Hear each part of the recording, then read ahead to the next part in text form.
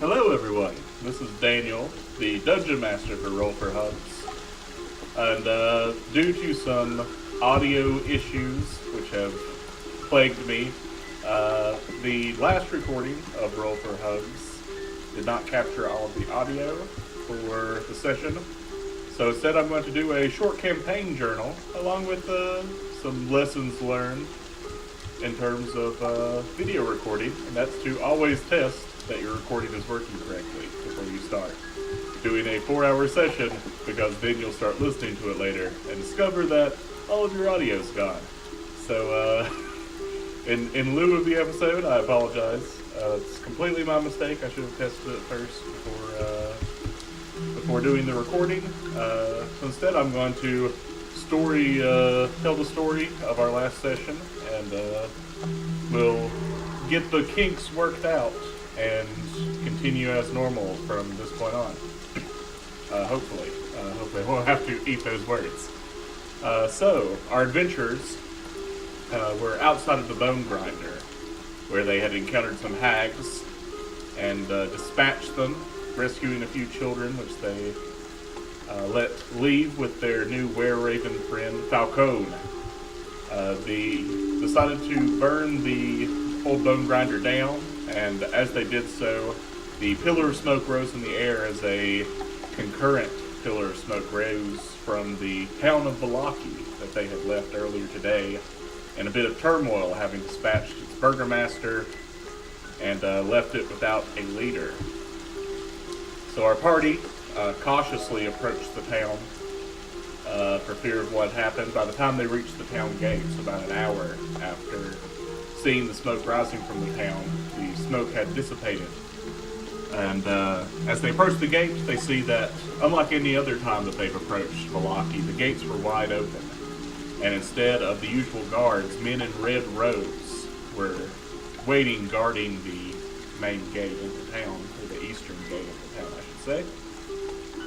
The party approached and found that these men were fairly friendly, welcoming them in with open arms, and giving them a invitation to dinner to Lady Wachter, who now claimed the title of Burgomaster of Valaki.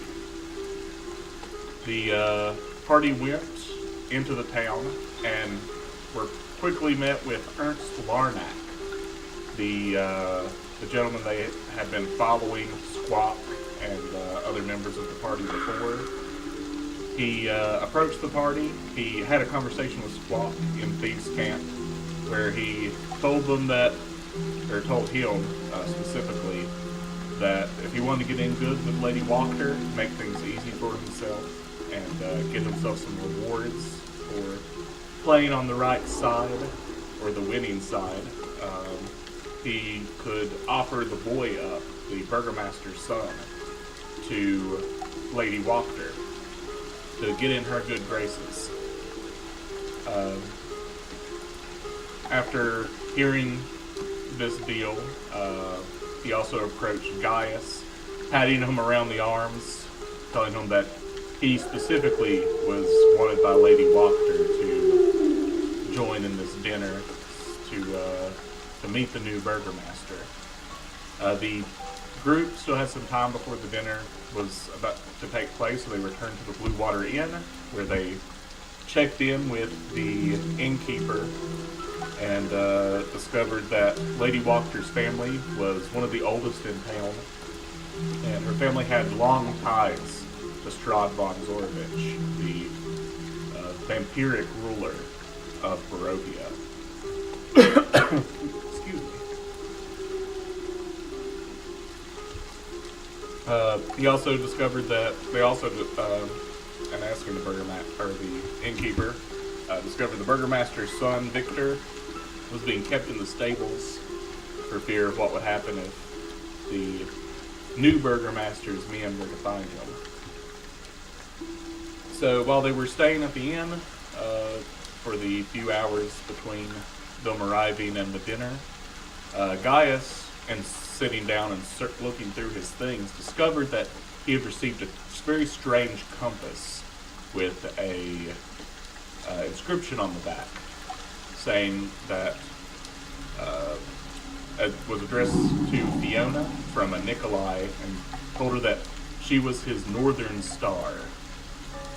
He also found that this compass did not point north, but seemed to point in a northeasterly direction. He correctly deduced that Ernst Larnack most likely planted this on him. But he showed it to the group and set it aside for now. The party then approached the new Burgomaster's mansion, Walker House, for their dinner. While the group was outside, sort of surveying the area, Gauthrak and Squawk assisted each other in breaking Squawk into the house through an upper window. Squawk discovered that there was a dead body in one of the beds upstairs, and broke in to investigate. While he was doing so, the rest of the party proceeded into dinner, being led in to a very delicious meal prepared by Lady Walker's servants. Her two sons were there with her. So while they're having this dinner, Squawk searches this room, looks around for anything. He steals the copper pieces off of the dead man's eyes. He finds a compass very similar to the one Gaius discovered. This one pointing in the opposite direction, sort of a westward direction, with no inscription. And also found a box that he attempted to open, and while successfully opening it, activated a trap that poisoned him. He discovered inside of this lead-lined box he found were a set of bones. Not sure what that was about, and feeling that the bones didn't belong there, he dumped them out the window on the side of the house, and then proceeded down to join the others at dinner. As they were all there eating this delicious meal, they were propositioned by Lady Walker, who told them that she didn't stand a chance against them in combat and saw no reason to engage them as such. Instead, they would be given the Burgomaster's mansion that had belonged to the previous Burgomaster, and full reign of the town to leave and come as they pleased. Anything in the town she could help with, she would, as long as she kept out of her affairs and did not openly oppose Strahd. She told them that an envoy of Strahd was coming the following evening to receive tribute that she would be paying to Strahd von Zorovich as his faithful servant. The party, minus Squawk, leave the room at this proposition, saying that Strahd is evil and they will have nothing to do with it. Squawk, in the meantime, stayed behind and seemed to go along with it, wanted to cooperate. Lady Walker, seeing this opportunity to get these meddlesome adventurers out of her town, offered Squawk not only the mansion, but a magical belt from Ernst Larnack, which he had retrieved from him to get the adventuring party out of town and out of her hair. He agreed and left to see the rest of the party. The rest of the party proceeded to the Blue Water Inn. Well, actually, they proceeded to the Burgomaster's mansion at the behest of Squawk, which Gaius set on fire as soon as they approached it, out of rage for what his friend had done. The townsfolk came and tried to put it out, and did so fairly successfully, only doing some damage to the building. Meanwhile, Squawk said that he had no intention of actually following through with his promise to Lady Walker, and instead was simply playing along to get a better idea of what's going on in the town. They proceeded to the Blue Water Inn to make a plan of where to go from there. They decided to go back to Wachter House and investigate further. They decided to send Squawk on ahead of the party, and also bring Victor, the previous Burgomaster's son, along with them as a bargaining chip if necessary. Squawk decided not to go through the front door. He instead decided to search around for any sort of hidden entrance where he might be undetected in his quest. He found a side door that went down into a cellar, and going down with his massive perception, discovered a secret door in the cellar that led into a room with a set of cultists inside, seemingly preparing for a ceremony. Upon opening the secret door and seeing them, Squawk quickly fled the scene. He was easily able to outrun these cultists and get outside to the rest of the party. He informed them of what he found and said that he wanted to go back and take care of it with proper backup.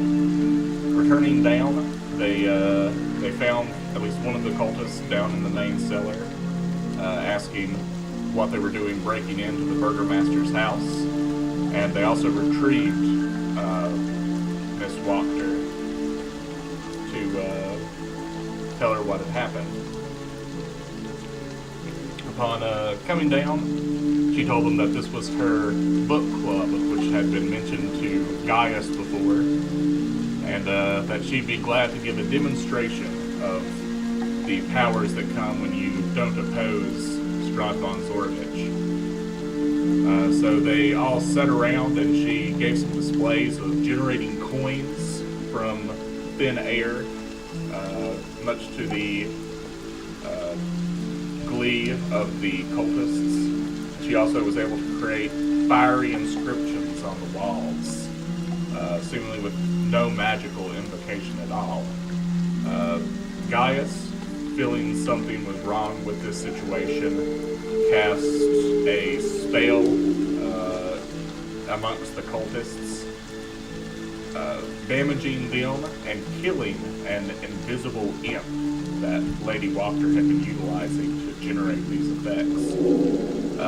Combat was engaged, and all but one of the cultists and Miss Wachter were dispatched by the party, half of which were still outside, deciding not to follow the others down into the cult headquarters. They take Lady Wachter prisoner, as well as this other cultist.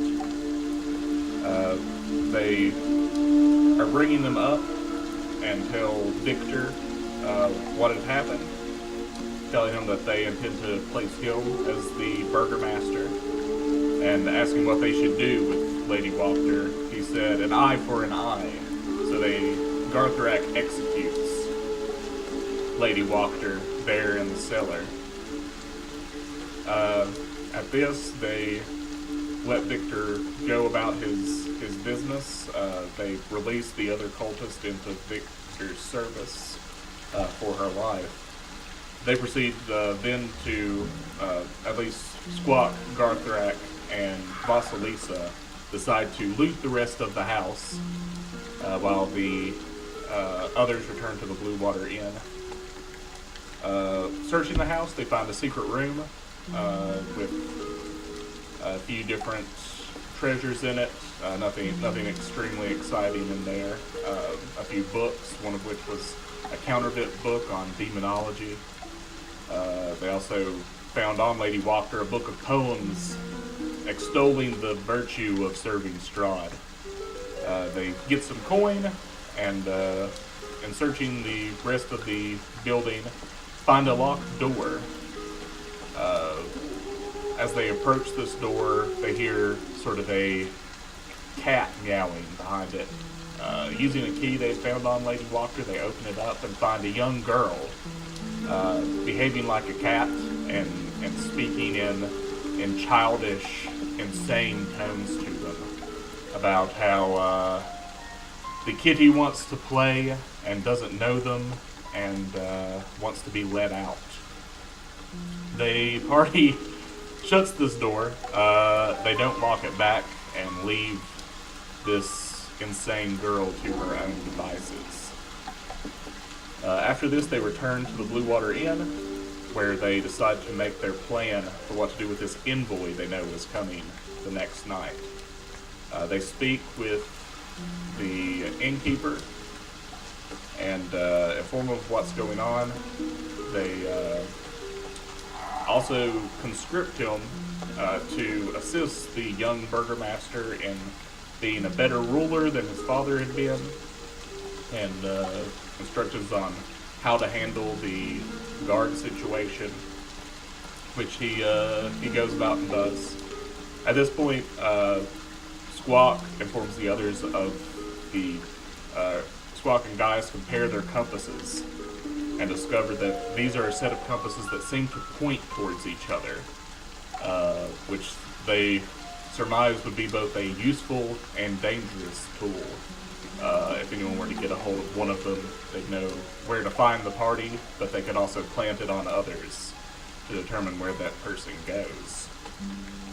They spend the night, at this point it's fairly late, at the Blue Water Inn.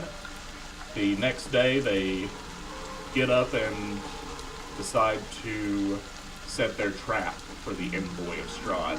So they have instructions for the guards to let the envoy through the gates, but not to let him back out.